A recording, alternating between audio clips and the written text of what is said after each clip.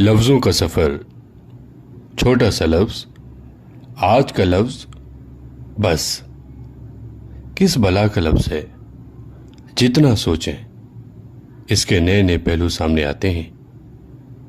कुछ मिसालों से शुरू करते हैं।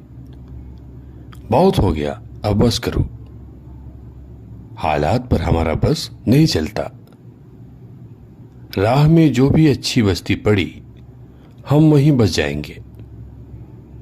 बेबस पे रहम करिए, बेबस पे करम कीजिए।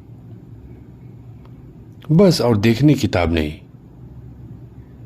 जहरीली पड़ोसन की बातें भी बिस भरी हैं। बस आगे न बढ़ना, वरना बुरा होगा। नहीं साहब, ये काम अपने बस का नहीं। ये फारसी के कमालात हैं।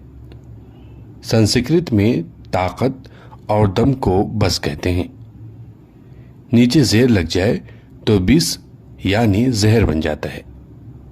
खत्म कीजिए, तमाम हुआ, काफी हुआ।